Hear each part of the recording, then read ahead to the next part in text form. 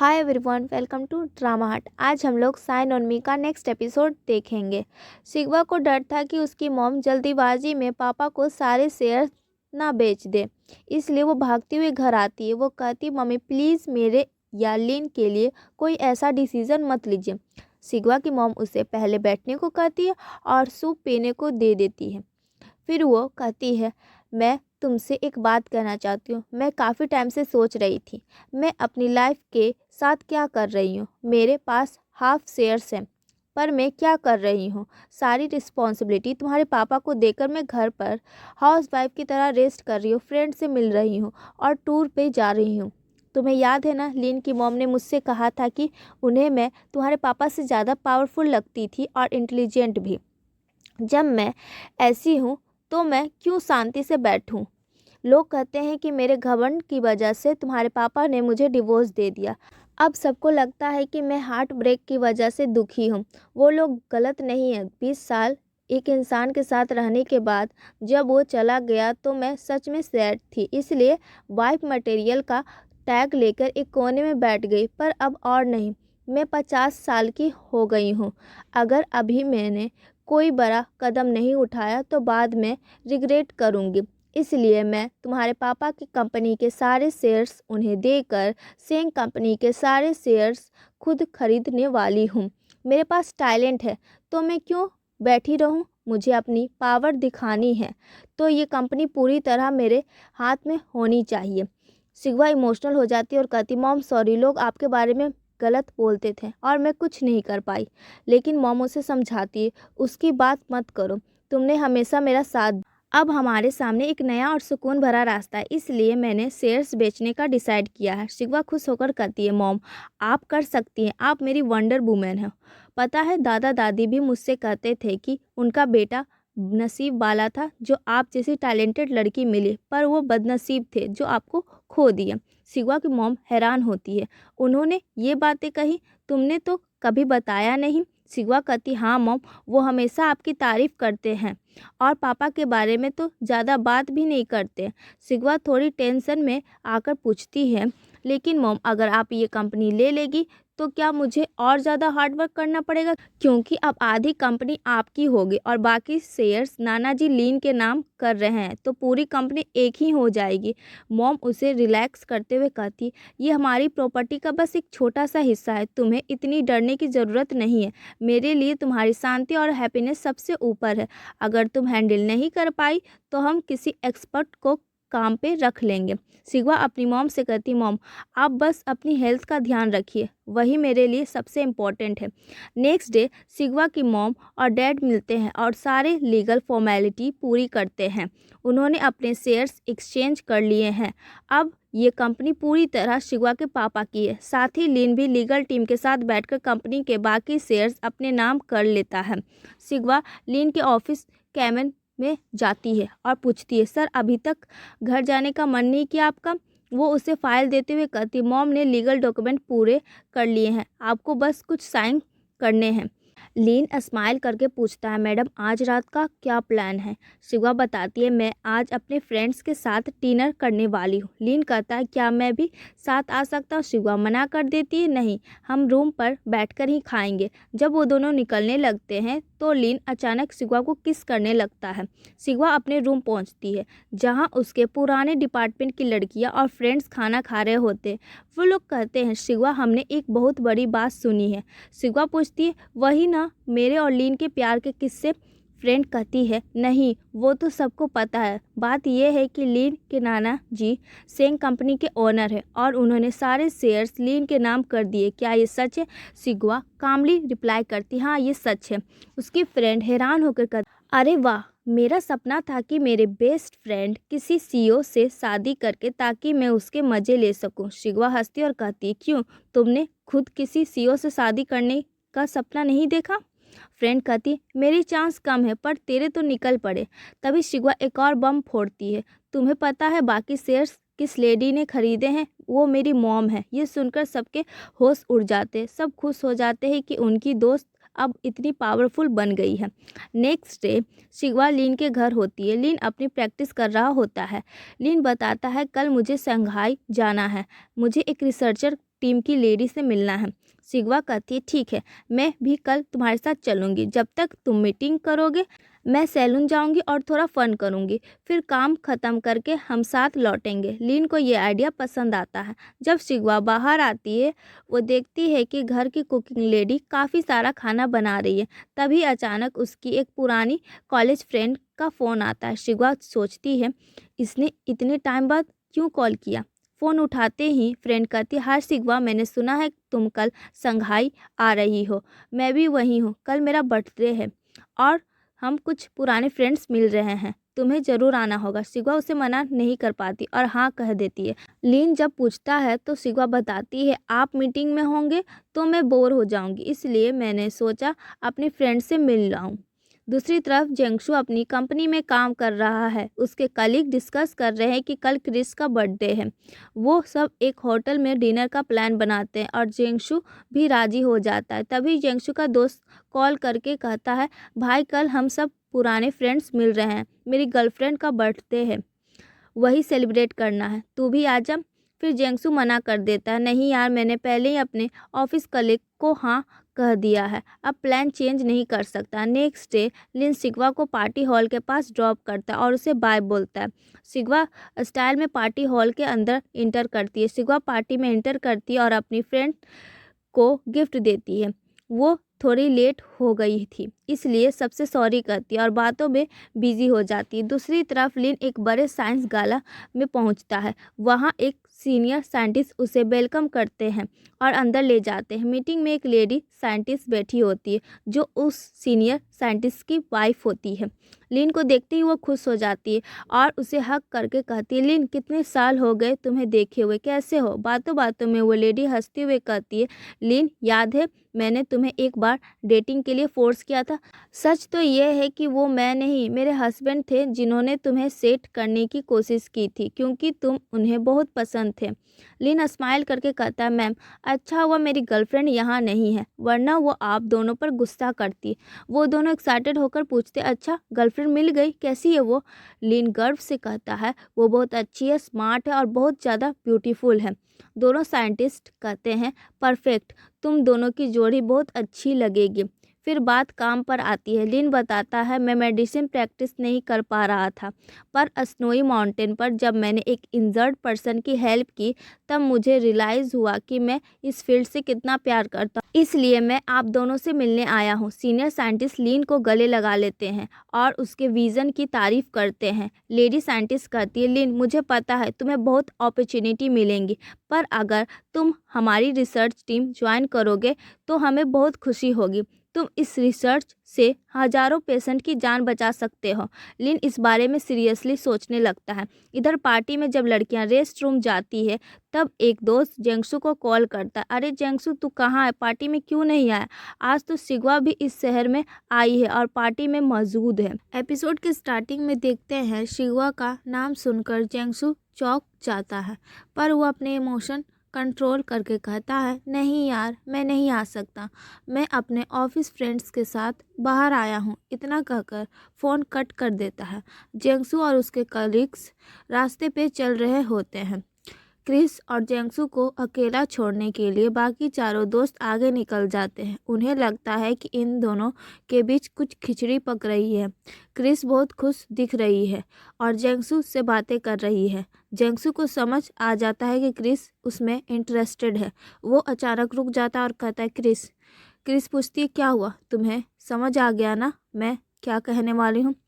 पर उससे पहले मुझे एक सवाल पूछना है, क्या तुम अभी भी उस लड़की से प्यार करते हो। जेंगसु बिना किसी झिझक के कहता है हाँ।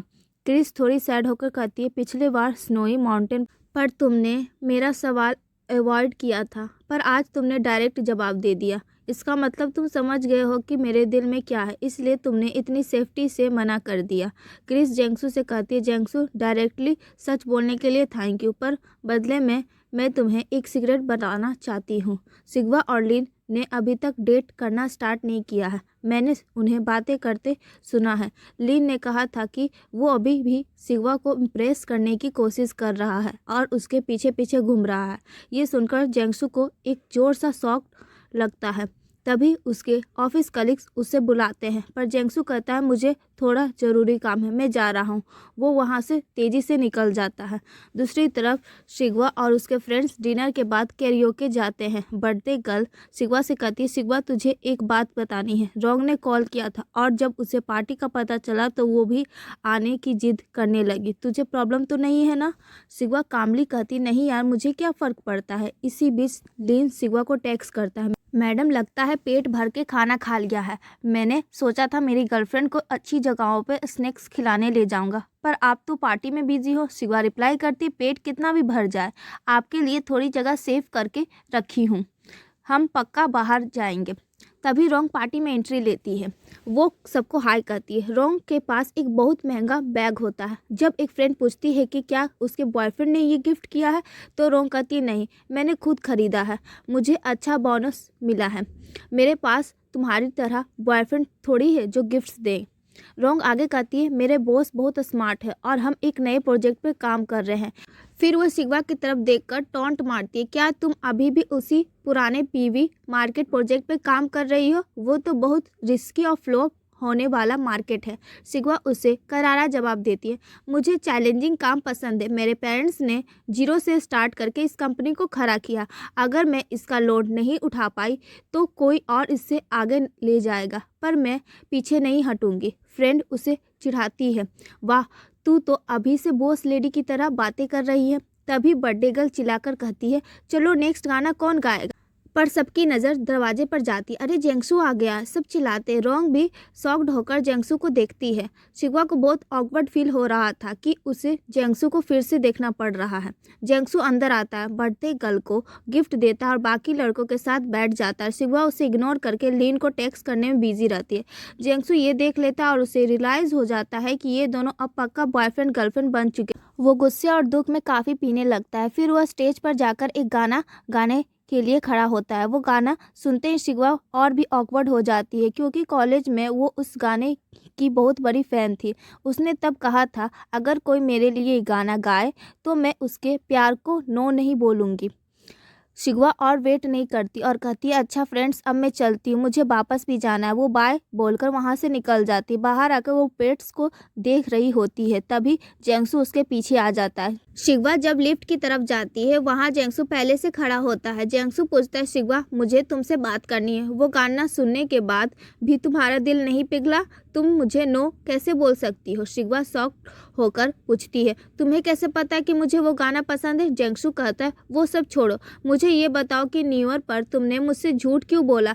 तब तुम और लिन रिलेशनशिप में नहीं थे। शिगवा कामली कहती है, वो पुरानी बात है, अब हम दोनों सच में प्यार करते हैं, बस इतना काफ़ी है।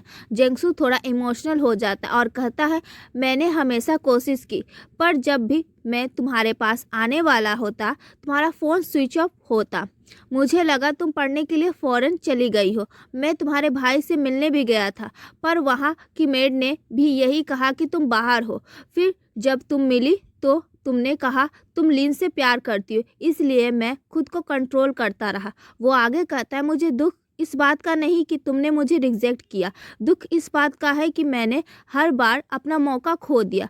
क्या तुम्हें मुझ पे थोड़ा सा भी तरस नहीं आता? शिगवा पूछती है, मैंने रोंग से पूछा था, उसने कहा तुम दोनों बस दोस्त हो, इसलिए मैंने तुम्हें प्रपोज करने के लिए मैसेज भेजा था। क्या तुम्हें वो मैसेज मिला था या नहीं? जेंगसू हिचकिचाते हुए कहता है, मिला था, पर शिगवा उसे बात पूरी नहीं करने देती। मिला था ना, बस मैंने अपना साइड क्लियर कर दिया था। अब मैं इस लिफ्ट से जा रही हूँ, तुम अगली लिफ्ट ले लेना। शिगवा लिफ्ट से नीचे उतरकर तेजी से बाहर जाती है और एक टैक्सी पकड़ने की कोशिश करती है, पर जेंगसू पीछे से भागते हुए आता है और उसका हाथ पकड़ लेता है। शिगवा, मेरी बात सुनो, मुझे लगा मेरे पास बहुत टाइम है जब हम कॉलेज में थे, पर कॉलेज ख़त्म होते ही तुम गायब हो गई। ग्रेजुएशन के दिन तुमने कहा था कि मुझे मेरी खुशी वापस मिल जाएगी, पर तुम ही मुझे नहीं मिली। मैंने सब कुछ खो दिया है, इसलिए मैं पागल की तरह तुम्हारे पीछे आ रहा हूँ। जेंगसू दुख और गुस्से के साथ कहता है, शिगवा, अब मुझे अपनी सेल्फ रिस्पेक्ट की कोई परवाह नहीं है। शिगवा उसे देखती है और कामली बोलती है, देखो जेंगसू, मैंने उस दिन तुम्हारे और रोंग के बारे में इसलिए कहा था ताकि तुम खुश रहो, पर तुमने कभी सोचा है हमने साथ में कितना टाइम स्पेंड किया, कितनी बातें की। क्या मैंने कभी एक बार भी जताया कि मैं तुम्हें पसंद करती हूँ? वो आगे कहती है, अब बेहतर यही है कि हम पुराने क्लासमेट की तरह बिहेव करें। मेरे साथ बुरी तरीके से बिहेव मत करो। जेंगसू पलटकर पूछता है, यह बुरा कैसे हुआ? पहले जब तुम मेरे पीछे आती थी तब वो बुरा नहीं था, अब मैं कर रहा हूँ तो गलत लग रहा है। शिवा कहती है, जेंगसू अब मुझे एक बात समझ आ गई है, अगर उस दिन मैंने झूठ नहीं बोला होता तब भी मैं लीन को ही चुनती। हमारा मिलना किस्मत में ही था, इसलिए अब मुझे डिस्टर्ब मत करो। सारे फ्रेंड्स पीछे खड़े होकर ये सब देख रहे होते हैं। शिवा अपनी कार में बैठकर निकल जाती है और रोंग भी जेंगसू को इग्नोर करके अपोजिट डायरेक्शन में चली जाती है। शिवा अकेली बैठकर लीन का वेट कर रही होती है। जब लीन आता है तो वो पूछता है, क्या हुआ मैडम, किसी खोए हुए बच्चे की तरह क्यों बैठी? शिवा अपना सारा दुख भुलाकर लीन को जोर से हक कर लेती है और कहती है, मैंने आपको बहुत मिस किया इसलिए भागती हुई आ गई। लीन स्माइल करता और कहता है, ठीक है, हग बाद में कर लेना, पहले मेरे प्रोफेसर से तो मिल लो। शिवा देखती है तो दोनों प्रोफेसर वहाँ खड़े होते हैं। शिवा शर्म के मारे पानी पानी हो जाती है। प्रोफेसर हंसते हुए कहते, हमें लगा था कि ये लड़का कभी किसी से प्यार नहीं करेगा, पर तुमने तो इसे बिल्कुल बदल दिया। तुम बहुत लकी हो, ये सोने जैसा लड़का है। शिवा ब्लश करते हुए उन्हें थैंक यू बोलती है। वापस लौटते वक्त लीन बताता है, सब कुछ अच्छा रहा। मैंने उनसे कहा कि इस प्रोजेक्ट के बाद मैं उनकी रिसर्च टीम ज्वाइन करूँ। शिवा खुश हो जाती। अगली सुबह ऑफिस में शिवा की फ्रेंड पार्टी मांगती है। शिवा मना करती है तो फ्रेंड कहती, तू नहीं देगी तो तेरा बॉयफ्रेंड तो देगा ही। तभी पीछे से लीन आता और कहता है, मैं वही करता हूँ जो मेरी गर्लफ्रेंड कहती है। फिर वो शिवा को बाय बोलकर काम से निकल जाता है।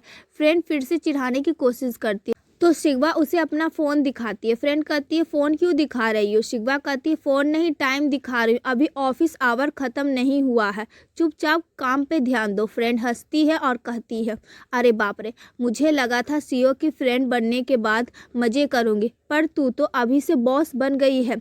तभी शिवा की आंटी का कॉल आता है। वो कहती, बेटा मुझे पता है कि तुम ऑफिस में काम कर रही होगी, इसलिए मैंने जानबूझकर इसी वक्त पर कॉल किया। हमने एक बिजनेस डील के बारे में बात करनी थी। हम भी पीवी मार्केट में इन्वेस्ट करने चाहते हैं। क्या तुम हमारे साथ पार्टनरशिप करने में इंटरेस्टेड हो? शिवा एक्साइटेड होकर कहती है, आंटी बिल्कुल, हम लोग बहुत इंटरेस्टेड हैं। आप जब चाहे ऑफिस आ सकती है, हम साथ बैठकर डिस्कस करेंगे और फाइनल डिसीजन लेंगे। इस आज के एपिसोड में लीन और शिवा दोनों ऑफिस के एंट्रेंस पे खड़े होकर आंटी का वेट कर रहे हैं उन्हें रिसीव करने के लिए। उसी वक्त आंटी वहां पहुंचती है। शिवा एक्साइटेड होकर आंटी चिल्लाती है, फिर तुरंत कहती है, सॉरी सॉरी मैडम। आंटी अपने साथ आए दो और लोगों को इंट्रोड्यूस करवाती है। शिवा उन्हें अंदर ले जाती है जहां स्टाफ मीटिंग के लिए वेट कर रहा था। मीटिंग में आंटी सबसे पहले अपनी प्रेजेंटेशन स्टार्ट करती है। वो अपना प्रोजेक्ट आइडिया और अपनी एक्सपेक्टेशन बहुत ही परफेक्टली एक्सप्लेन करती है। उसके बाद मैनेजर शिवा को बोलने के लिए कहता है। शिवा एक्सप्लेन करना शुरू करती है, हमें नहीं पता कि हम आपकी एक्सपेक्टेशन स्पीड मैच कर पाएंगे या नहीं, लेकिन हमने जो भी प्लान किया है वो बिल्कुल सॉलिड और रियलिस्टिक है, आप इसे चेक कर सकते हैं। आंटी रिप्लाई करती है, हमने बस थोड़ी स्पीड चाहिए, बहुत ज़्यादा फास्ट रिजल्ट की उम्मीद नहीं है। इसी प्रोजेक्ट के बारे में हम आगे और बात करेंगे।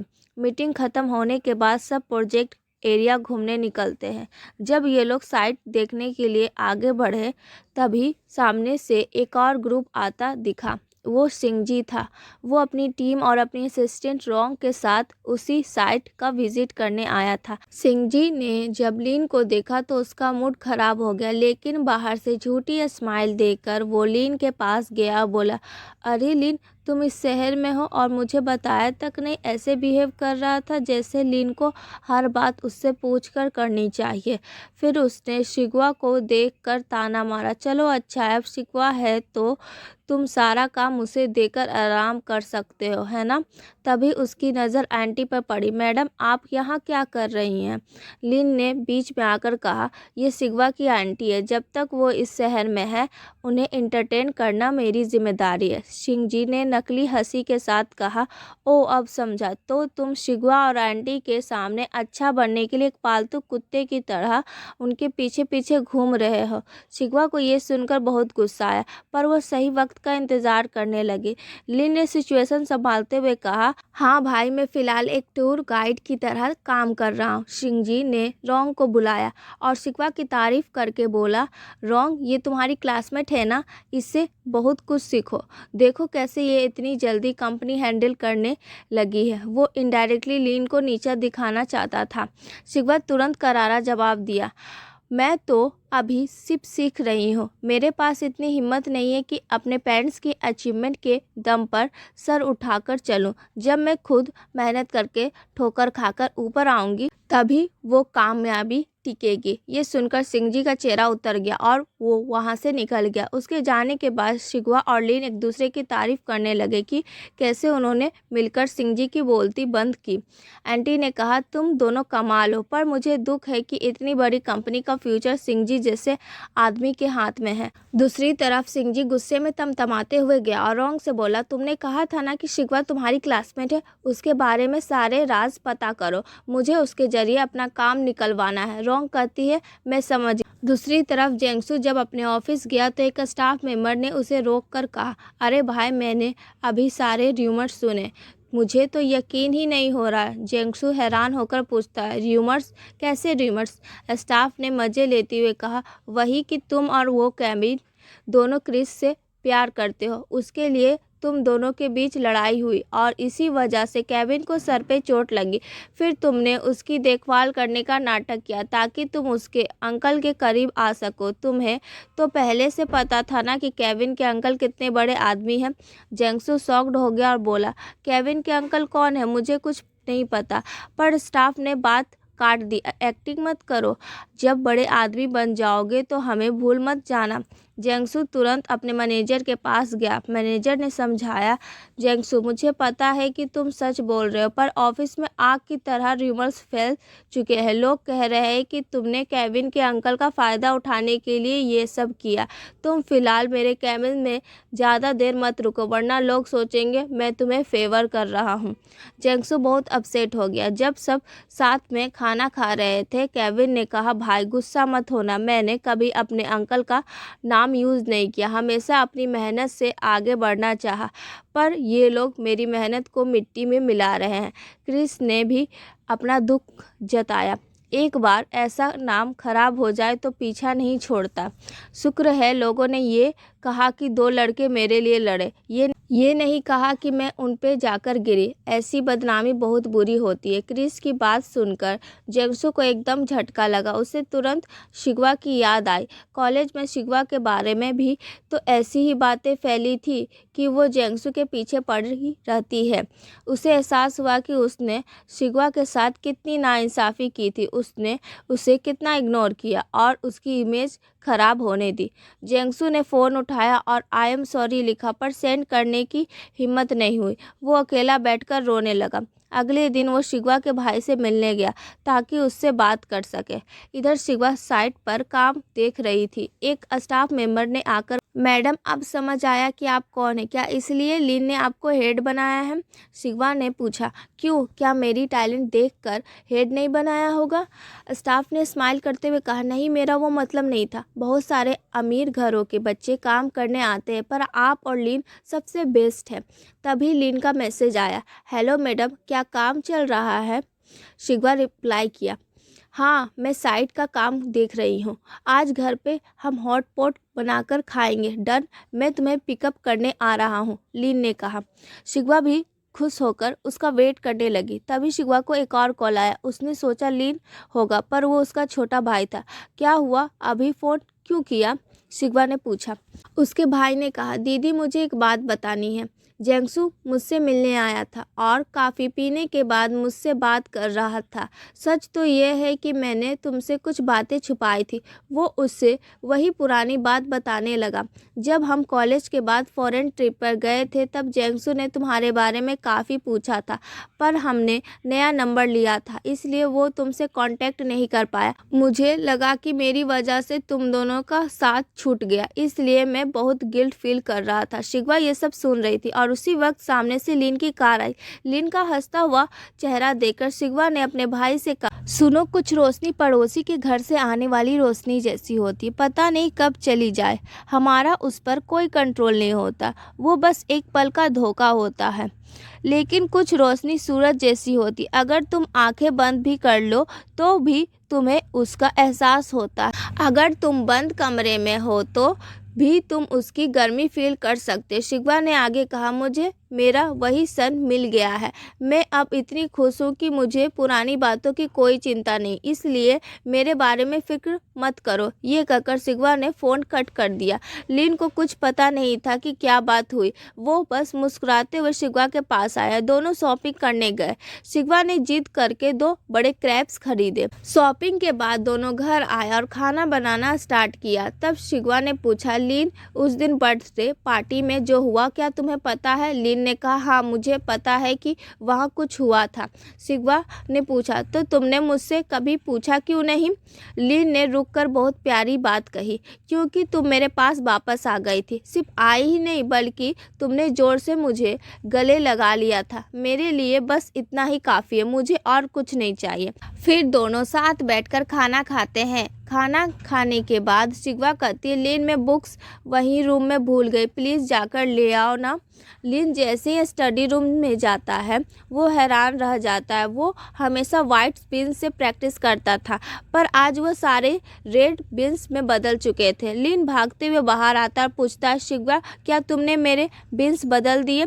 शिगवा कहती है, वाइट बिन्स बहुत बोरिंग था और तुम उन्हें कितनी बार चेंज कर चुके हो, इसलिए मैंने तुम्हारी प्रैक्टिस के लिए ये फ्रेश रेड बिन रखे हैं। इधर हाथ बढ़ाओ, ये लास्ट बिन है, इसे भी पकड़ो। लीन खुश हो जाता है और उसे किस करता है। लीन मजाक में पूछता है, क्या तुम्हें घर जाने की बहुत जल्दी है? शिगवा शर्मा कर कहती है, नहीं, उतनी जल्दी नहीं है। मैंने तो बस तुम्हें ये रेड बिन्स दिखाने के लिए जाने का बहाना किया था। लीन कहता है, तो फिर आज घर जाने की ज़रूरत नहीं है, और उसे वापस अंदर ले जाता है। एपिसोड की स्टार्टिंग में शिगवा के फ्रेंड्स कहती हैं, मिस्टर लीन को हो क्या गया है? रोज़ हमारे लिए कुछ न कुछ नया खाने को लाते हैं। कल रेड बीन्स डिज़र्ट लाए थे, आज रेड बीन्स केक लाए हैं। लगता है इनका रेड बीन्स से कोई गहरा कनेक्शन है। शिगवा ये सुनकर मन ही मन हंसती है। वो लीन के कैबिन में जाती है और कहती है, हाय रेड बीन, क्या हमें मीटिंग के लिए नहीं निकलना? दोनों मीटिंग के लिए निकल जाते हैं। ये मीटिंग शिगवा की आंटी की कंपनी में हो रही है। वहाँ का एक डिज़ाइनर अपना डिज़ाइन दिखाता और कहता है, इस डिज़ाइन से हम ज़्यादा पैनल फिक्स कर पाएंगे और प्रॉफिट बढ़ेगा। शिगवा ध्यान से देखकर कहती है, मुझे इस डिज़ाइन में एक प्रॉब्लम लग रही है। इसके लोअर पार्ट में स्पेस सही से नहीं है। यहाँ से पैनल एक दूसरे से पावर खींचने लगेंगे, जो सही नहीं होगा। सब हैरान रह जाते और सोचना शुरू करते हैं। शिगवा के मन में कुछ और भी था, पर वो सबके सामने नहीं बोलती। मीटिंग के बाद आंटी उन दोनों को साइड में लेकर जाती है और पूछती है, शिगवा तुम कुछ कहना चाहती थी पर रुक गई, क्या बात थी? शिगवा बताती है, आंटी मुझे लग रहा था कि अगर हम पैनल्स को वेव्स पैटर्न में लगाएंगे तो पावर लॉस नहीं होगा, प्रोडक्शन भी बढ़ेगा और डिज़ाइन देखने में भी सुंदर लगेगा, प्रॉफिट भी डबल हो जाएगा।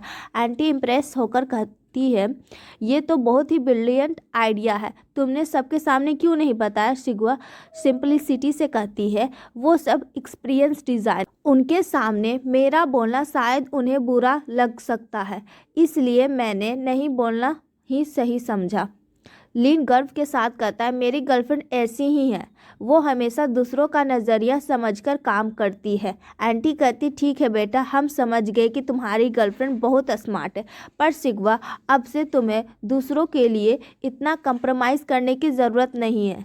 जब तुम एक पोजीशन पे हो तो जो सही लगे वो तुरंत बोल दिया करो। शिगवा तुरंत कहती है, ठीक है आंटी, आगे से मैं ध्यान रखूंगी। दोनों कार में बैठते हैं तो लीन गर्व से कहता है, मेरी गर्लफ्रेंड का दिमाग कितना तेज़ है, मुझे तो यकीन ही नहीं हो रहा। शिगवा कहती, ये तो बस एक पेपर का आइडिया था, असली मुश्किल तो इसे रियल डिज़ाइन में बदलने में आती है। लीन मजाक में कहता है, अरे मैं तो बस अपनी गर्लफ्रेंड की तारीफ़ कर रहा था, क्या ये भी गलत है? शिगवा हंसती और कहती, नहीं नहीं। उसी वक्त डिज़ाइनर शिगवा को नए डिज़ाइन भेजते हैं। शिगवा इम्प्रेस हो जाती है, देखो ये कितना फास्ट है, मैंने शायद उन्हें अंडरएस्टिमेट किया था। उन्होंने तुरंत सोल्यूशन ढूंढ लिया। वीकेंड पर शिगवा लिन के घर होती है। लिन ब्रेन सर्जरी की कोई बुक पढ़ रहा था और शिगवा बिजनेस बुक पढ़ रही थी। शिगवा कहती, इस पूरे हफ्ते हम काम के चक्कर में शहर के एक कोने से दूसरे कोने तक भटकते रहे। आज फ्री टाइम मिला तो मैं घर पे बैठकर बोरिंग बुक पढ़ रही हूँ। हमें एक अच्छी डेट पे जाना चाहिए था। लिन उससे टोकता है, मैंने ही तो पूछा था बाहर जाने के लिए, पर तुमने ही कहा कि घर पर बैठकर पढ़ाई करते हैं। शिगवा चिढ़ते हुए कहती, अरे मैं तो बस कहने के लिए कह रही थी, मुझे क्या पता था मेरा बॉयफ्रेंड हर बात इतनी सीरियसली ले लेगा। फिर वो लिन की बुक उठाकर देखती और कहती, बाप रे, ये सब देखकर तो मेरा सर घूमने लगा है। लिन तुरंत झुकता और शिगवा को किस करता है। शिगवा हैरान होकर देखती और पूछती है, ये कौन सा ट्रीटमेंट था? लिन स्माइल करके कहता, ये ट्रीटमेंट सिर्फ मेरी गर्लफ्रेंड के लिए। अब बताओ, क्या अभी भी सर घूम रहा है? शिगवा ब्लश करने लगती है। तभी शिगवा की दादी का कॉल आता है। वो थोड़ी परेशान थी। शिगवा, तेरे दादा की जिद से मैं तंग आ गई हूँ। 2 दिन से उन्हें चक्कर आ रहे हैं, कभी भी बेहोश हो जाते हैं। डॉक्टर के पास जाने को कहो तो कहते हैं कि मैं बिल्कुल ठीक हूँ। शिगवा ने कहा, दादी आप फिक्र मत करो, दादा हमेशा ऐसा ही करते हैं, डॉक्टर के पास आसानी से नहीं जाते। मैं कल सुबह 9:30 तक वहाँ पहुँच जाऊँगी। तब लिन पूछता है क्या हुआ, और शिगवा ने सारी बात बताई। लिन ने तुरंत एक प्लान बनाया। अगर दादा डॉक्टर के पास नहीं जाना चाहते तो कैसा रहेगा अगर हम डॉक्टर को ही दादा के पास ले जाएं? शिगवा हैरान रह गई कि 10 सेकंड के अंदर इसने प्लान भी सोच लिया। उसने तुरंत ओके बोल दिया। अगले दिन सुबह 6 बजे से ही दादी बाहर वेट कर रही थी। दादा चिढ़ते हुए बोलते, उसने तो 9:30 बजे का कहा था ना। तभी कार आती है। शिगवा और लिन बहुत सारे गिफ्ट्स के साथ उतरते। शिगवा पूछती है, दादा अब तबीयत कैसी है? दादा ने गर्दन हिलाए और बोले, मैं ठीक हूँ। पर उसी वक्त उन्हें चक्कर आने लगा। लिन ने तुरंत उन्हें सहारा दिया और पूछा, दादा क्या गर्दन हिलाने पर ही चक्कर आता है? दादा हैरान हो गए, अरे तुम्हें कैसे पता चला? लिन उन्हें अंदर ले गया और चेक करने लगा। दादाजी थोड़ा बेटर फील करने लगते हैं। लिन ने समझाया, दादा ये तो बस टेम्पोररी इलाज, आपको हॉस्पिटल जाकर पूरा ट्रीटमेंट लेना होगा। दादी ने बताया कि उनके घर चेकअप करने के लिए डॉक्टर आए थे, पर दादा ने उन्हें भगा दिया, सिर्फ रिपोर्ट्स उनके पास है।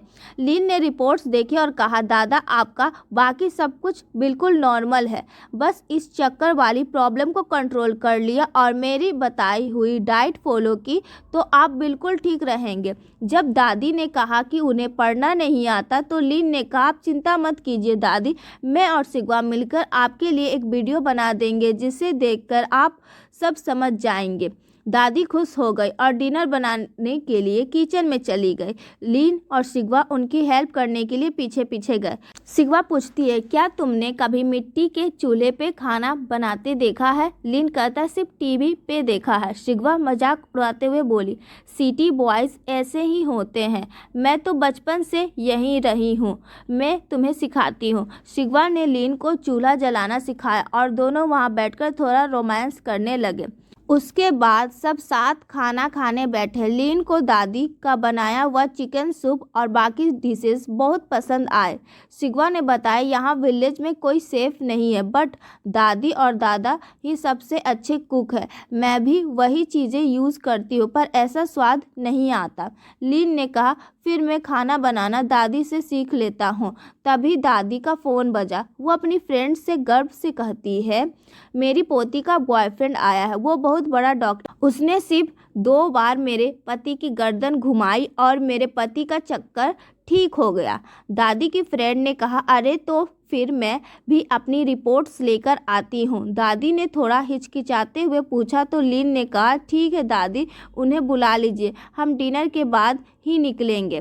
दादी की फ्रेंड सिर्फ अकेली नहीं आई बल्कि 2-3 और लोगों को लेकर आ गई। सबने सुना था कि बड़ा डॉक्टर आया है। लिन सबका चेकअप करने लगा और सबको मेडिसिन बताने लगा। तभी फिर बाहर से किसी की आवाज़ आती है। दादी बाहर देखने जाती है तो वहाँ हंगामा हो रहा होता है। लिन, शिगवा और दादा सब तुरंत बाहर आते हैं। पता चलता है कि वहाँ कुछ कर्ज लेने वाले आए हैं। वो दादी से बदतमीजी कर रहे होते हैं। पैसा वापस क्यों नहीं किया?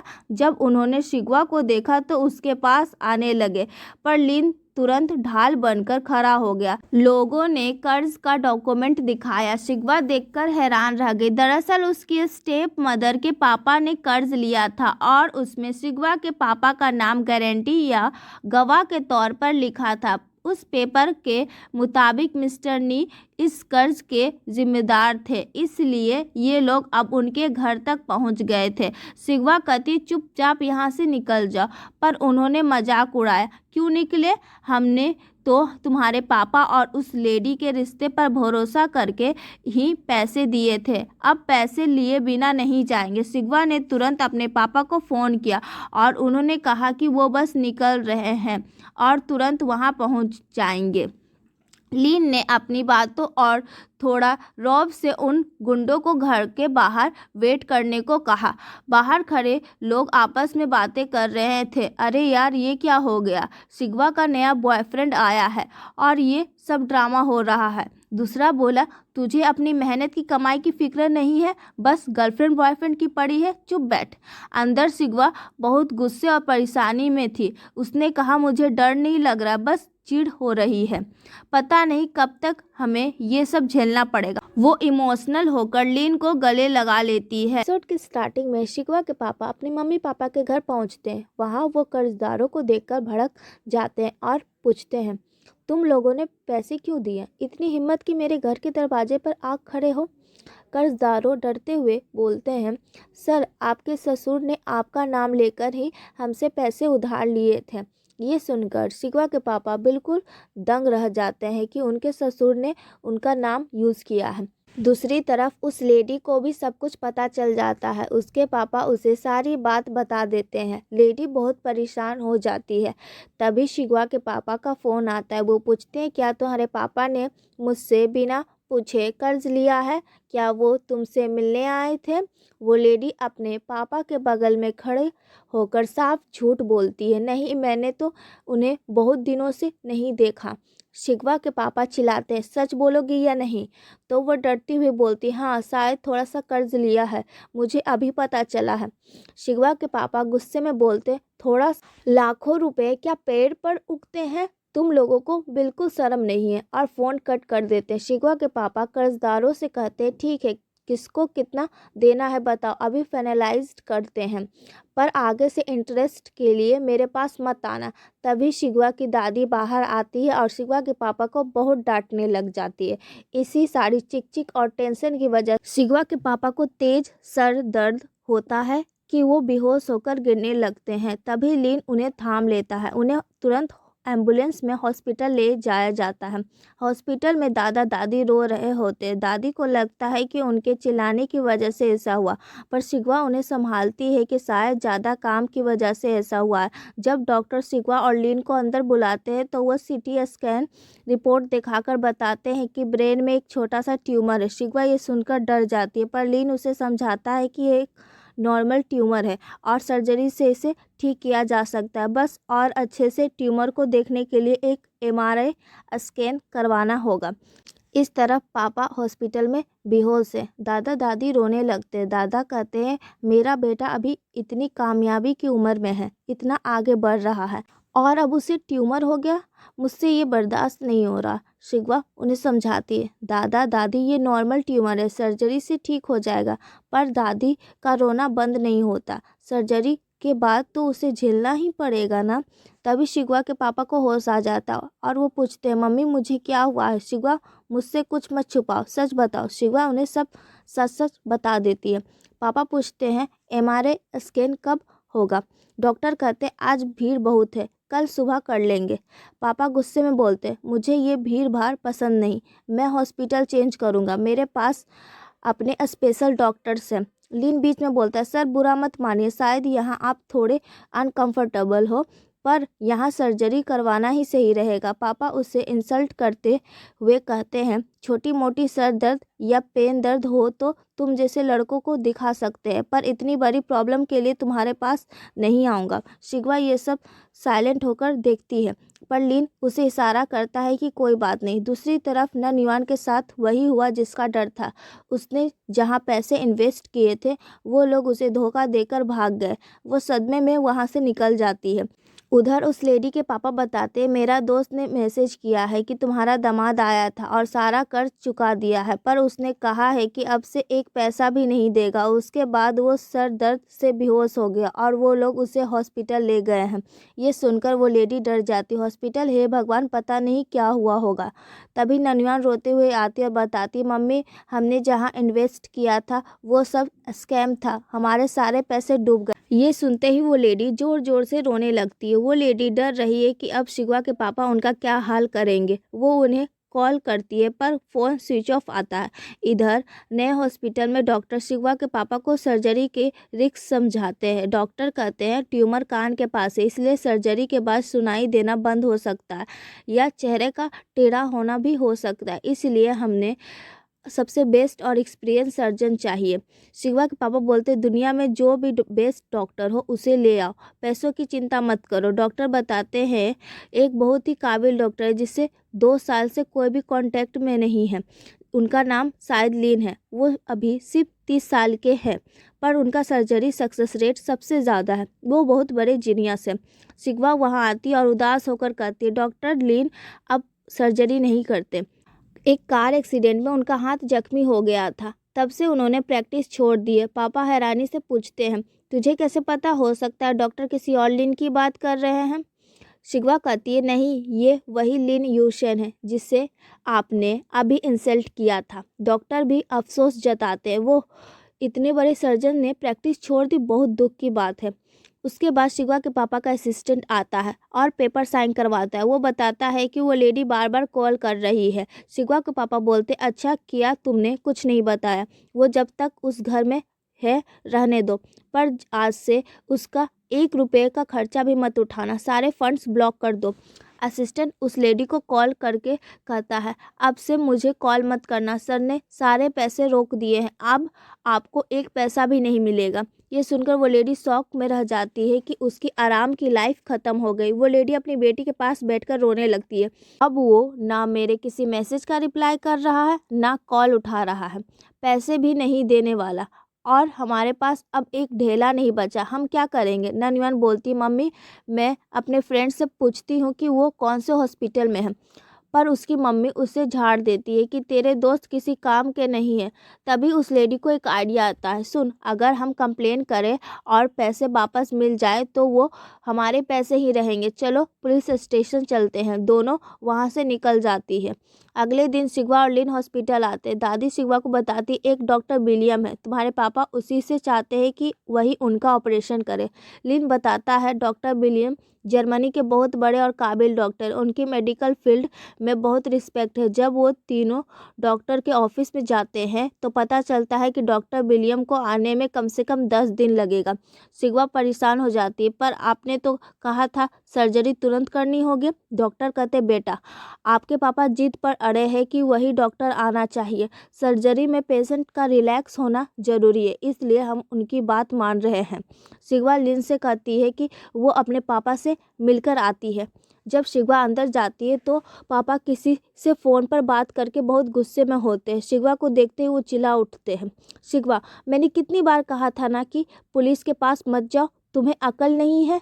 सब मुझे कॉल करके पूछ रहे हैं कि क्या मैं पैसे हार गया हूँ, मेरी इज्जत मिट्टी में मिला दी। वो आगे बोलते हैं, तुम मेरी इकलौती बेटी हो, मेरी सारी जायदाद तुम्हारी ही होने वाली है, फिर इतनी जल्दी क्या थी पुलिस स्टेशन भागने की? दादी बीच में आती और पूछती है, हम कब पुलिस स्टेशन गए? पापा शॉक हो जाते हैं, तो क्या तुम लोग नहीं गए? शिवा अब चुप नहीं रहती और गुस्से में बोलती, पापा, एक बात कान खोलकर सुन लीजिए, हमें पुलिस के पास जाने की ज़रूरत नहीं है, क्योंकि आपने पैसे दे दिए हैं, पर जिन्हें असली नुकसान हुआ है वो है वो लेडी और उसकी बेटी ननवान। वो दोनों पुलिस स्टेशन गई हैं। पूरी दुनिया जानती है कि आपका उनके साथ क्या कनेक्शन है, इसलिए लोग उन्हें देखकर आपको कॉल कर रहे हैं। आप बिना सोचे समझे हम पर इल्ज़ाम लगा रहे हैं। शिवा आगे कहती, आप बार बार इकलौती बेटी बोलते, पर क्या आपने कभी मुझे अपनी बेटी की तरह ट्रीट किया है? दादी भी शिवा के साथ देती है। मेरी पोती को परेशान मत कर, इसके पास अपना पैसा है, इसे तेरे पैसे की ज़रूरत नहीं है। चलो शिकवा, इसे अपने हाल पर छोड़ दो। जाते जाते शिकवा एक और बात बोलती है, मैं तब से देख रही हूँ आप लिन की बिल्कुल रिस्पेक्ट नहीं कर रहे और उनके बारे में गलत बातें बोल रहे हैं। आपको पता भी है लिन की आज जो हालत है उसके ज़िम्मेदार भी कहीं ना कहीं आप ही हैं। क्या आप भूल गए कि आपकी उस लेडी की बेटी ने मेरा नाम लेकर लिन को शहर बुलाया था? उसी दिन उसका एक्सीडेंट हुआ और उसके हाथ में चोट आई, जिसकी वजह से आज वो सर्जरी नहीं कर पा रहा है। एक्सीडेंट के बाद भी आपने एक बार भी उसे सॉरी नहीं किया, ना ही आपने उसे कोई सज़ा दी। उल्टा आपने मुझसे एक बार भी नहीं पूछा कि लिन मुझसे गुस्सा है। पापा, क्या आप सच में मुझे अपनी बेटी मानते हैं? क्या आपके दिल में मेरे लिए थोड़ी सी भी ममता है? शिकवा रोती हुई कहती है, अगर लिन को सच पता नहीं चलता तो मैं ज़िंदगी भर उसकी नफ़रत झेलती। अगर आपको थोड़ी भी फिक्र होती तो आप उससे माफ़ी मांगते, पर आपने तो उल्टा उससे इंसल्ट किया। आपको उसके बारे में कुछ पता भी है? तभी लिन शिकवा की मम्मी को लेकर अंदर आता है और शिकवा को रोते देख लेता है। मम्मी पूछती है, शिकवा तूने ये सब मुझसे पहले क्यों नहीं बताया? शिकवा कहती है, मम्मी मैं आपको और परेशान नहीं करना चाहती थी। मम्मी लिन से पूछती है, क्या तुम्हारी मम्मी को ये सब सच पता है? लिन कहता है, आंटी उनके लिए सिर्फ एक्सीडेंट की खबर ही काफ़ी थी, उससे ज़्यादा बताने की ज़रूरत नहीं है। मम्मी उसे थैंक्स करती और फैसला करती, अब हम यहाँ एक पल नहीं रुकेंगे, चलो घर। मम्मी दादा दादी को कार में बैठाकर भेजा देती है। शिकवा की मॉम शिकवा और लिन से कहती है, अब यहाँ से तुम वापस मत जाओ। शिकवा तुम घर आओ और लिन को भी साथ ले आओ, मैं गेस्ट रूम रेडी करवाती हूँ। हॉस्पिटल में पापा बिल्कुल अकेले रह जाते हैं। तन्हा बैठकर वो पुराने दिन याद करते हैं। तीनों घर पहुंचते। शिकवा की मम्मी शिकवा से कहती है, बेडशीट और पिलो लेकर लिन को दे दो। जब शिकवा रूम में जाती है तो लिन उससे जोर से गले लगा लेता है। वो कहता, आज मुझसे गलती हो गई, अगर मैं तुम्हारे साथ अंदर आता तो तुम्हारे पापा तुम पर इतना नहीं चिल्लाते। अब से मैं तुम्हें कभी अकेला नहीं छोड़ूंगा। शिकवा उदास होकर पूछती है, क्या मैंने पापा से बहुत ज़्यादा बदतमीज़ी की? क्या मुझे एक बीमार इंसान से ऐसी बात नहीं करनी चाहिए थी? लिन शिकवा को समझाते हुए कहता है, तुमने वही कहा जो तुम्हारे दिल में था, इसमें कुछ भी गलत नहीं है। शिकवा पूछती है, चलो पापा की बात छोड़ो, पर क्या मैं तुम्हारे साथ ज़बरदस्ती कर रही हूँ? मेरे पापा की वजह से ही तुम्हारा एक्सीडेंट हुआ और तुम सर्जरी नहीं कर पा रहे हैं, फिर भी मैं बिना सोचे समझे उनकी रिपोर्ट्स तुम्हें भेजती रहती हूँ। क्या ये गलत नहीं है? लिन मुस्कुराकर कहता है, शिकवा अगर तुम मुझे रिपोर्ट्स नहीं भेजती तो मैं ज़्यादा बुरा मानता। मुझे लगता कि तुम मेरी काबिलियत पर भरोसा नहीं करती या मुझे डॉक्टर ही नहीं मानती, इसलिए जो तुम कर रही हो वो सही है। फिर वो मजाक में कहता है, वैसे ये बेडशीट कुछ अजीब नहीं लग रही? दोनों बेडशीट के डिज़ाइन को लेकर बच्चों की तरह बहस करने लगते हैं। उसके बाद शिकवा को लिन अपने घर का टूर देती है। तभी शिकवा के फ़ोन पर उसके पापा का मैसेज आता है, सॉरी बेटा, आज जो हुआ उसके लिए। ऐसा नहीं है कि मुझे तुम पर भरोसा नहीं है, पर बीमारी की वजह से मैं खुद पर कंट्रोल नहीं कर पाया, मुझे माफ़ कर दो। शिकवा लिन को बताती है कि मेरे पापा ने मुझे सॉरी मैसेज भेजा और मेरा ओके लिखने का भी मन नहीं कर रहा। माना कि वो बीमार है, पर हर बार उनकी गलतियों को भुला देना मेरे लिए मुश्किल हो रहा है। लिन कहता है, मैं समझ सकता हूँ, मेरे साथ भी ऐसा हो चुका है। जब तुम्हारा मन करे तब पापा को रिप्लाई देना, किसी के दबाव में मत आना। कुछ दिन बीत जाते। शिकवा एक इम्पोर्टेंट मीटिंग के लिए जा रही होती है, तभी दादी का फ़ोन आता है। दादी खुशी खुशी बताती है, बेटा तेरे पापा की सर्जरी हो गई है, वो अब पहले से बहुत शांत है। तूने जो उस दिन उन्हें खरी खोटी सुनाई थी, उसके बाद वो बिल्कुल बदल गए हैं। डॉक्टर कह रहे हैं कि उनका दिमाग शांत रहने की वजह से सर्जरी में कोई प्रॉब्लम नहीं आई। दादी पूछती है, क्या मैं मेडिकल रिकॉर्ड्स लिन को भेज दूं? कहीं बुरा तो नहीं मानेगा? लिन कहता है, दादी एक डॉक्टर होने के नाते ये देखना मेरा फ़र्ज़ है। शिकवा अपनी आंटी की कंपनी की मीटिंग में पहुंचती है। वहाँ डिज़ाइनर बहुत कॉन्फिडेंट है और कहता है, ये कोई ट्रायल मीटिंग नहीं है, ये मेरा फाइनल प्रोजेक्ट है। सबको प्रोजेक्ट बहुत पसंद आता है और उन्हें लगता है कि वही जीतेंगे। शिगवा अपनी आंटी और अंकल से अकेले में बात करती है। वो पापा की हालत बताती है। वो अब स्टेबल हैं और उनकी थेरेपी चल रही है। आंटी लीन के बारे में पूछती है तो शिगवा बताती है कि वो इंस्टीट्यूशन ज्वाइन करने की तैयारी कर रहा है। आंटी और अंकल कहते हैं लीन पर हमें गर्व है, वो बहुत मेहनती है। हॉस्पिटल में पापा की सुनने की शक्ति चेक की जाती। डॉक्टर कहते हैं आपकी हेयरिंग धीरे धीरे बेहतर हो रही है, आप जल्दी ठीक हो जाएंगे। पापा अपने रूम में आते हैं तो वहाँ उनका असिस्टेंट पेपर लेकर खड़ा होता है। शिगवा और दादी भी वहाँ पहुँचती है। असिस्टेंट जो पेपर लाया है वो उस बिल्डिंग की बिडिंग के बारे में है जिसमें शिगवा की आंटी की कंपनी भी पार्टिसिपेट कर रही है। शिगवा डर जाती है और कहती है पापा मेरी आंटी भी इस प्रोजेक्ट में शामिल है, कहीं मुझसे कोई इन्फो लीक ना हो जाए, इसलिए मैं बाहर जाती हूँ। पापा मुस्कुराए और असिस्टेंट को बाहर भेज देते हैं।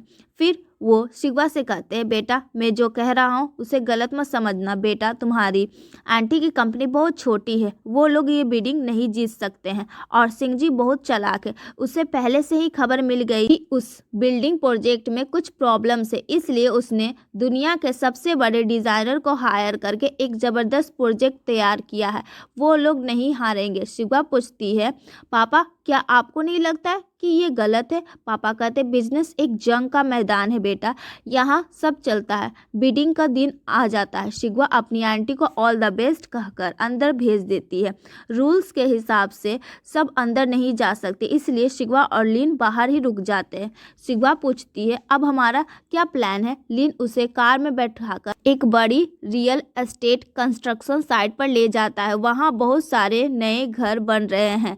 स्टाफ बताता है यहाँ हर घर से लेक व्यू दिखता है, ऐसा नज़ारा कहीं और नहीं मिलेगा। शिगवा थोड़ा कंफ्यूज होकर पूछती है क्या तुम यहाँ इन्वेस्ट करने आए हो? ये जगह तो शहर से काफ़ी दूर लग रही है। लीन मुस्कुरा के कहता है शिगवा मैं यहाँ इन्वेस्टमेंट के लिए नहीं आया, मैं ये घर हमारे लिए देख रहा हूँ। हमारी कंपनी से ये सिर्फ 15 मिनट की दूरी पर है। मेरा नया साइंस रिसर्च सेंटर भी यहाँ से पास होगा, हम दोनों के लिए ये सेंटर पॉइंट है। स्टाफ तुरंत बीच में बोलता मैडम नए शादीशुदा जोड़े के लिए इससे अच्छी प्रॉपर्टी नहीं मिलेगी। शिगवा लीन को चिढ़ाती है लगता है तुम बहुत पहले से ये सब प्लान कर रहे हो। जब दोनों वापस बिडिंग वाली जगह पर पहुंचते तो देखते हैं कि सिंह जी बहुत गुस्से में अपनी टीम के साथ बाहर निकल रहा है। शिगवा समझ जाती है कि उसकी आंटी जीत गई है। तभी शिगवा की आंटी खुशी से दौड़ते हुए आती है और शिगवा को गले लगा लेती है। वो कहती है शिगवा अगर हम पब्लिक में नहीं होते तो मैं खुशी के मारे उछल पड़ती। हमारा प्रोजेक्ट सिलेक्ट हो गया है और कॉन्ट्रैक्ट हमें ही मिला है। उधर लीन के नाना जी को जब पता चलता है कि सिंह जी हार गया है तो वो बहुत गुस्से में आ जाते हैं। सिंह जी के पापा कोशिश करते हैं कि अपने बेटे को बचाएं। पापा वो अभी बच्चा है, पहली बार हारा है, पर नाना जी साफ कह देते हैं मुझे उस पर गुस्सा नहीं है, पर अब मुझे यकीन हो गया है कि उसमें इतना बड़ा बिजनेस संभालने की काबिलियत नहीं है। मैंने उसे बहुत मौके दिए पर सच तो ये है कि वो हार गया है। फिर अपने बेटे को जाने को बोलते हैं। नाना जी अपने असिस्टेंट से कहते हैं लीन के पापा जैसा टैलेंट हर किसी में नहीं होता है। मैंने सोचा था कि सिंह जी भी वैसा ही निकलेगा, पर अब समझ आया कि ऐसा दिमाग लाखों में एक के पास होता है। हमें जल्दी ही लीन से मिलने उसके शहर जाना होगा। शिगवा के पापा को भी खबर मिलती है कि शिगवा की टीम जीत गई है। वो बहुत खुश होते हैं और गर्व से कहते हैं आखिर बेटी तो मेरी ही है ना, होशियार तो होगी ही। जब असिस्टेंट पूछता है कि क्या सिंह जी के पापा अब परेशानी खड़ी करेंगे तो शिगवा के पापा का सिंह जी अब एक डमी पीस बन चुका है, अब उसके पापा की अपनी पोजीशन खतरे में है, वो मेरा क्या बिगाड़ेंगे। तभी असिस्टेंट उस घर का जिक्र करता है जहाँ वो लेडी रह रही थी। पापा बिना सोचे कहते हैं उस घर को तुरंत बेच दो, मुझे वो लोकेशन ही पसंद नहीं है। जब वो पूछते हैं कि क्या मैं थोड़ा बुरा बन रहा हूँ तो असिस्टेंट कहता है नहीं सर, आपने उन्हें बहुत मौके दिए हैं पर उन्होंने धोखा दिया, आपकी कोई गलती नहीं है। फिर शिगवा के पापा कार में होते वहाँ वो अपनी पुरानी यादों में खो जाते हैं। कहानी की शुरुआत होती है जब कमेटी के लोग लेडी के घर का दरवाज़ा खटखटाते हैं। वो लोग उससे कहते हैं आपने अब तक फ़ी पे नहीं की है, लेकिन वो औरत अभी भी बहुत एरोगेंट है। वो उन्हें भगा देती है ये बोलकर मुझसे पूछने की हिम्मत कैसे हुई, चलो निकलो यहाँ से। तभी उसे शिगवा के पापा के असिस्टेंट का कॉल आता है। वो एक्साइटेड होकर पूछती है क्या मिस्टर ने मुझे याद किया, क्या मेरे बारे में कोई बात हुई? असिस्टेंट सीधा बोलता है, देखिए मैंने सर से बात कर ली है, उन्हें इस घर की लोकेशन पसंद नहीं आ रही है, इसलिए वो इसे बेचने की सोच रहे हैं। जल्द ही वो लोग घर देखने आएंगे, तो आप रेडी रहना। और कॉल कट हो जाता है। वो टेंशन में आ जाती है, क्या घर बेच देंगे? क्या उन्हें लगता है मैं इतनी आसानी से छोड़ दूंगी? थोड़ी देर में सच में लोग घर देखने आते हैं। शिकवा के पापा का असिस्टेंट ब्रोकर के साथ क्लाइंट को लेकर आता है। जैसे ही वो लोग अंदर आने लगते हैं, वो लेडी ड्रामा शुरू कर देती है। वो क्लाइंट का हाथ पकड़कर अंदर ले जाती है। जब ब्रोकर पूछता है कि क्या ये ओनर है, तो असिस्टेंट बात संभालते हुए कहता, नहीं, ये यहाँ रहती थी। तभी वो लेडी रोने का नाटक करती है, हाँ, हम यहाँ रहते हैं, पर जल्दी खाली कर देंगे।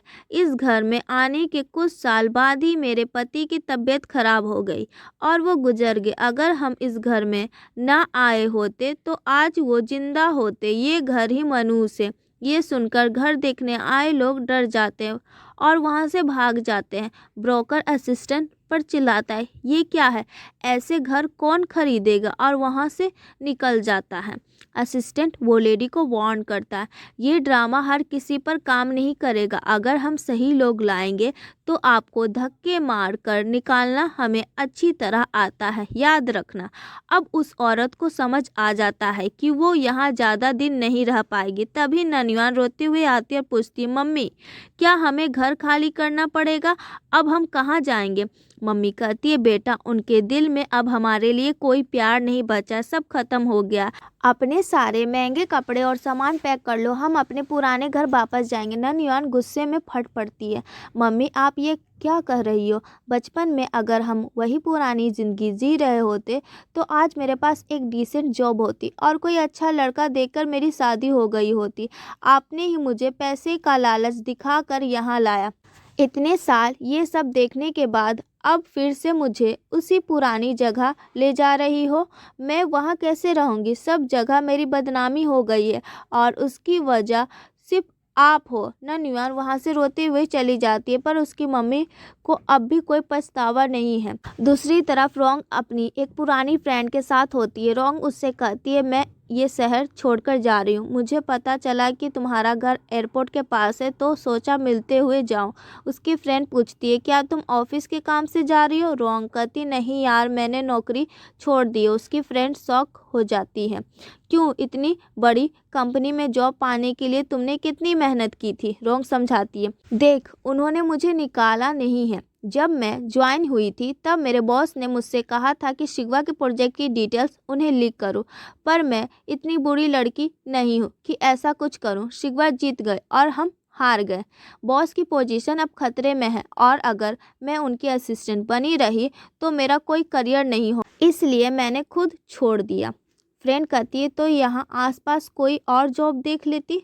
रोंग जवाब देती है, नहीं, यहाँ रहना अब ठीक नहीं लग रहा है। और रही बात जेंगशु की, तो हमारा गुड बाय कब का हो चुका है। उसने मुझसे कहा था कि मैंने सिर्फ उसे एक टूल की तरह यूज़ किया, शिकवा के सामने खुद को बड़ा दिखाने के लिए। आज लगता है कि शायद वो सही था। मुझे लगा था कि शिकवा ने मेरे इंटरव्यू कॉल ब्लॉक किया, पर मेरी हर सोच गलत थी। रोंग शहर को आखिरी बार देखती और टैक्सी में बैठकर निकल जाती। फिर हम देखते हैं शिकवा को, जो अपनी फ्रेंड से बात कर रही होती है। उसकी फ्रेंड बताती है कि रोंग शहर छोड़कर चली गई है। शिकवा थोड़ी सैड हो जाती है। तभी लिन का मैसेज आता, मैं तुम्हारे हॉस्टल के नीचे खड़ा हूँ, जल्दी आओ। शिकवा अपनी फ्रेंड से कहती है, चलो बाय, मैं अपने बॉयफ्रेंड और फैमिली के साथ बाहर जा रही हूँ। लिन, शिकवा और उनकी पूरी फैमिली एक साथ डिनर के लिए मिलते हैं। सब लोग सेलिब्रेट कर रहे हैं क्योंकि अंकल और आंटी ने एक नया प्रोजेक्ट जीत लिया है और साथ ही शिकवा की मम्मी ने भी एक नया प्रोजेक्ट लिया है। तभी आंटी पूछती है, ये बताओ शिकवा और लिन, तुम दोनों ने जो घर खरीदा है उसका क्या? शिकवा की मम्मी हैरान हो जाती, क्या घर खरीद लिया? आंटी बताती, हाँ, उस दिन प्रोजेक्ट खत्म होने के बाद ये दोनों चुपके से जाकर घर खरीद लिए हैं। छोटा भाई एक्साइटेड होकर पूछता है, तो क्या अब आप दोनों शादी करने वाले हो? लिन प्यार से शिकवा की तरफ देखता और कहता, नहीं, शिकवा ने अभी अभी कॉलेज ख़त्म किया है, वो एक फ्रेश ग्रेजुएट है और उसे थोड़ा वक्त मिलना चाहिए। बस मैं ये चाहता था कि हमारा रिलेशन कभी लॉन्ग डिस्टेंस रिलेशनशिप ना बन जाए, इसलिए हमने ये स्टेप उठाया। अंकल कहते हैं, अच्छा हमें भी लोकेशन दिखाओ। लिन उन्हें लोकेशन दिखाता है। उसके बाद शिवा पूछती है, नाना जी ने तुम्हें डांटा तो नहीं? लिन कहता, नहीं, पर वो शहर आए हुए हैं और कल मुझे मिलने के लिए बुलाया है। मैं सोच रहा हूँ कि शिवा को भी साथ लेकर जाऊँ। शिवा हैरान होकर कहती, क्या मैं भी? नेक्स्ट डे लिन अपने नाना जी से मिलता है। नाना जी का, हाँ तो तुम कह रहे थे कि कंपनी नाम चेंज करना है, क्या नाम रखने का सोचा है? लिन कहता है, नाना जी 2-3 बड़े ऑर्डर मिलने के बाद नाम चेंज करेंगे। हमने गोंग यू नाम सोचा है। नाना जी हंसते और कहते हैं, तुम दोनों ने अपने नाम मिलाकर थोड़ा फिल्मी नाम रखा है, लेकिन ये कंपनी के लिए काफ़ी सूट कर रहा है, मुझे पसंद आया। लिन पूछता है, नाना जी एक और चीज़ पर आपका ओपिनियन चाहिए। मैं फिर से अपने रिसर्च फील्ड में जाना चाहता हूँ। इस कंपनी में मेरे शेयर्स काफ़ी ज़्यादा हैं, तो मैं चाहता हूँ कि कुछ शेयर्स शिवा के नाम पर ट्रांसफ़र कर दूं। आपका क्या कहना है? नाना जी कहते हैं, लेकिन बेटा अगर तुमने शेयर्स ट्रांसफ़र कर दिए तो कंपनी की पूरी पावर और रिस्पॉन्सिबिलिटी शिवा के पास चली जाएगी, ये पता है ना तुम्हें? लिन कहता है, जी दादाजी जानता हूँ। नाना जी कहते हैं, शिवा ने इस बारे में क्या कहा? लिन कहता है, मैंने अभी तक किसी से नहीं पूछा, आपका ओपिनियन लेने के बाद ही बताना चाहता था। नाना जी कहते हैं, ठीक है, वो तुम्हारे शेयर्स हैं, तुम जो चाहो वो कर सकते हो। शिवा ऑफिस में काम कर रही है, टाइम हो जाता है और जैसे ही वो निकलने के लिए मुड़ती है, लिन पीछे खड़ा होता है। शिवा पूछती है, अरे तुम कब आए, पहले क्यों नहीं बताया?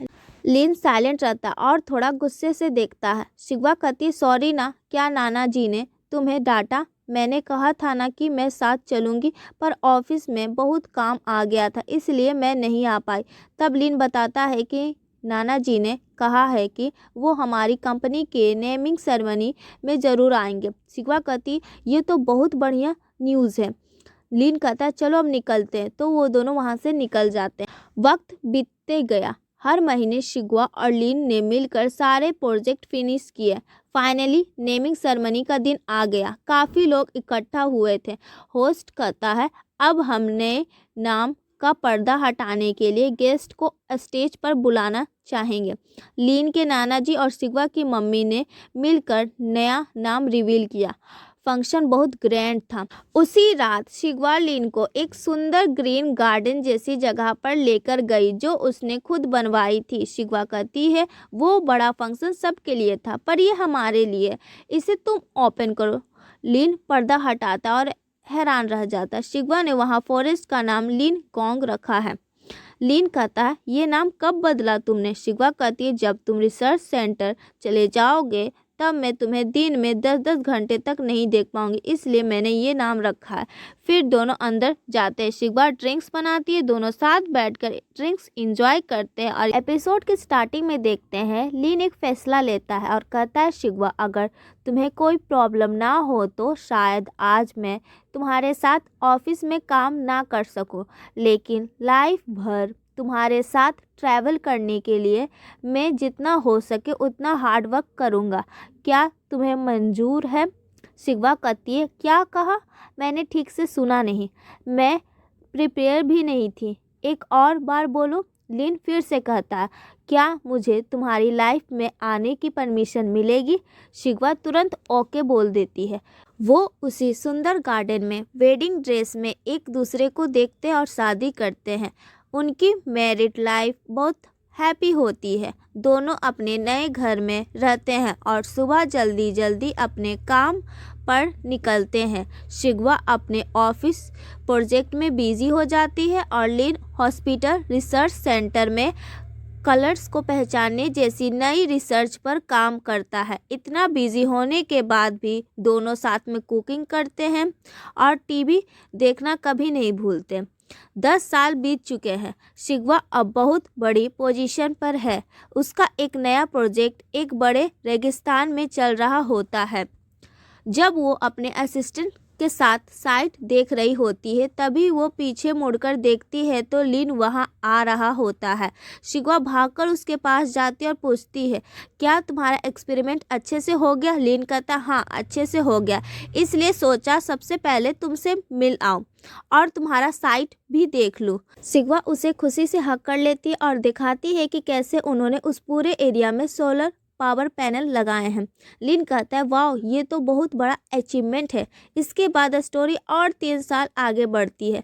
लिन एक कंपनी में होता है जहां एक रोबोट उससे बात करता है। रोबोट पूछता है, आज आप क्या करने वाले हैं? लिन बताता है कि उसे अपनी बेटी को किंडरगार्टन से पिकअप करना है। रोबोट मजाक में कहता है, क्या आपकी बेटी अभी भी किंडरगार्टन में है? लगता है आपने बच्चा काफ़ी लेट किया। लिन हंसते हुए कहता, हाँ मुझे ये सुनना ही था, तुम्हारे कॉम्प्लीमेंट के लिए थैंक्स, और वहाँ से निकल जाता है। जब लिन कार में बैठा है तो कार का सिस्टम उसे नोटिफिकेशन देता है, आज आपको बेटी को पिकअप करना है और रात को आपकी वाइफ फॉरेन से वापस आ रही है, उन्हें भी एयरपोर्ट से लेने जाना है। स्क्रीन पर वीडियो चलता है कि कैसे उसकी वाइफ शिगवा ने सऊदी अरब में एक बड़ा प्रोजेक्ट साइन करके धमाल मचा दिया है। ये देखकर लिन बहुत खुश होता है। लिन स्कूल पहुंचता है जहां उसकी बेटी बाहर आती है। शिंगहांग कहती है, पापा मैं तभी खाऊंगी जब मम्मी आ जाएगी। लिन उसे समझाता है, मम्मा थोड़ा लेट आएगी, अगर तुमने नहीं खाया तो वो मुझे ही डांटेगी और मुझे तुम्हारे बाल भी ठीक से बनाने हैं, वरना उसके लिए भी मुझे ही सुनना पड़ेगा। सेंघाई कहती है, ठीक है पापा, मैं मम्मा से कहूँगी कि आप दुनिया के बेस्ट पापा हैं। दोनों एयरपोर्ट पर वेट कर रहे होते हैं। शिगवा फ्लाइट से उतरकर बाहर आती है और दोनों को देखकर खुशी से दौड़ती है और उन्हें हक कर लेती है। सेंघाई अपनी पॉकेट मनी से खरीदा हुआ एक फूल का गुलदस्ता शिगवा को दे देती है। शिगवा कहती, वाह मैं सिर्फ तुम्हारे लिए चॉकलेट लाई हूँ, पापा के लिए नहीं। शिगवा अपने सारे एम्प्लॉय से कहती है, कल कोई ऑफिस नहीं आएगा, सब मंडे को आना। सब खुश होकर थैंक यू मैम बोलते हैं। उसी एयरपोर्ट पर जेंगसू और क्रिस भी उसी फ्लाइट से आए होते हैं। क्रिस पूछती है, मैंने देखा कि तुम दोनों ने एक दूसरे को देखा, तुमने हाय क्यों नहीं कहा? जेंगसू कहता है, नहीं रहने दो। क्रिस याद दिलाती है कि कैसे एक बार नशे में जेंगसू ने अपनी लव स्टोरी सुनाई थी और कहा था कि वो शिगवा से माफ़ी मांगना चाहता है। जेंगसू कहता है, अब उसे डिस्टर्ब ना करना ही मेरी तरफ से सबसे बड़ी माफ़ी है। तभी वहाँ केविन आ जाता है। वो लिन को देखकर पहचान लेता है और कहता है, देखो ये वही डॉक्टर लिन है जिन्होंने मेरी जान बचाई थी। आज वो इतने बड़े रिसर्चर और हेड बन गए हैं। मुझे ये देखकर बहुत खुशी हो रही है। फिर केविन क्रिस को डिनर के लिए पूछता है, लेकिन क्रिस कहती है कि उसका बॉयफ्रेंड उसका वेट कर रहा है। फिर क्रिस और केविन साथ में डिनर के लिए निकलते हैं। जाने से पहले जेंगसू एक बार पीछे मुड़कर उस रास्ते को देखता है जहाँ से शिगवा गई थी और एक सुकून भरी मुस्कान के साथ वहाँ से निकल जाता है। घर पर लिन, शिगवा और उनकी बेटी सिंघाई सोने की तैयारी कर रहे हैं। सिंघाई जिद करती है, मुझे रोज 3 चॉकलेट चाहिए, वरना मम्मा जो लाई है वो खराब हो जाएगी। लिन समझाता है कि 3 चॉकलेट दांतों के लिए बुरी है। सिंघाई दिमाग लगाकर कहती है, पापा एक चॉकलेट का टेस्ट तो पता भी चलने से पहले ही खत्म हो जाती है। शिगवा हंसती और कहती है, तुम दोनों बहस करो, मैं फ्रेश होने जा रही हूँ। फिर जब शिगवा फ्रेश होकर आती है, लिन उससे बताता है कि 2 चॉकलेट पर डे पर मान गई है और फिर सो गई है। तो शिगवा लिन को एक किस देती है। लिन अपनी बेटी को रूम में सुलाकर आता है और दोनों एक दूसरे को बताते हैं कि उन्होंने एक दूसरे को कितना मिस किया। अगले दिन ब्रेकफास्ट के वक्त शिगवा फ्रिज से ग्रैंडमा के बनाए हुए मोमोज निकालती है। शिगवा कहती है, दादी अभी भी इतनी बिजी है और मेरी मॉम तो अब ऑफिस में हमसे भी ज़्यादा बिजी रहती है, सब अपनी लाइफ में सेट है। तभी उनकी बेटी दौड़ते हुए आती है और कहती है, मम्मा मुझे ऑमलेट खाना है। शिगवा कहती है, ठीक है मोमोज तो है ही, उसके साथ हम ऑमलेट भी बना लेते हैं। दोनों मिलकर किचन में नाश्ता बनाने लगते हैं। शिगवा लिन को देखते हुए कहती है, मेरा हर सपना आपकी हेल्प और सपोर्ट के बिना अधूरा होता, और आप हमेशा कहते हैं ना कि मैं आपकी लाइट हूँ, तो ये लीजिए, ये स्पेशल ऑमलेट सिर्फ आपके लिए। लिन हंसकर उसे ले लेता है। तीनों एक हैप्पी फैमिली की तरह साथ में नाश्ता करते हैं। लिन और शिगवा एक दूसरे को साइड हग करके सन की तरफ देखते हैं और सोचते हैं, हर सुबह जब सूरज की पहली किरण हम पर पड़ती है हम बहुत खुश होते हैं, और जब सूरज ढलता है तब भी वो ग्लो और खुशी हमारे बीच वैसी ही रहती है। दोनों एक सुकून भरे चेहरों और ढलती सूरज के खूबसूरत सीन के साथ ये ड्रामा खत्म हो जाता है। उम्मीद है आपको ये सीरीज पसंद आया होगा। अगली बार मिलेंगे एक नई और इंटरेस्टिंग सीरीज के साथ। तब तक के लिए बाय।